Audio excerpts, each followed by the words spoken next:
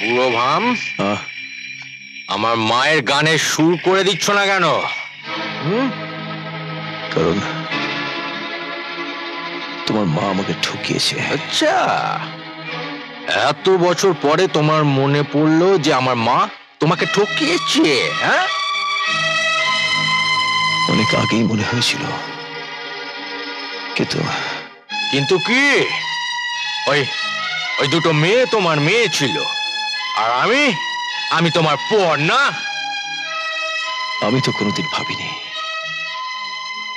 তোমার মা আমায় চাপ দিত,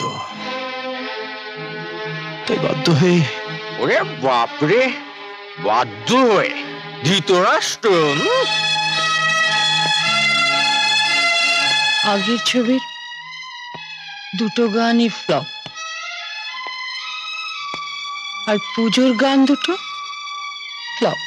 কেন বুড়ো ভাম, তোমার বউয়ের নাম হলে কি তোমার গায়ে ফোসকা পড়বে? হ্যাঁ, তোমার মা যদি সত্যি কথা বলতো তবে আর। ওসব ফালতু কথা ছাড়ো, আমার মায়ের গানে সুর করে দেবে কিনা? না না মা, আজকে থেকে বুড়োর মিল বন্ধ। এই পেটে খিদের জ্বালা কি বুঝুক?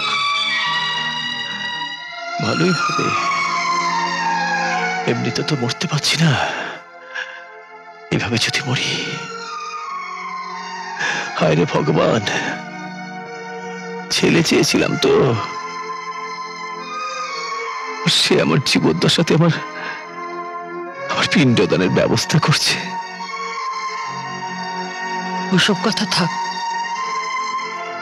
আদিত্য ওকে জিজ্ঞেস কর ওর ব্যাংক অ্যাকাউন্টটা আমার নামে ট্রান্সফার করবে কিনা। না না, করবো না।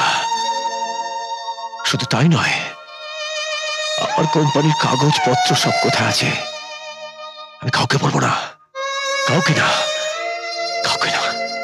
যাক যাক, সব সরকারি ঘরে যাক।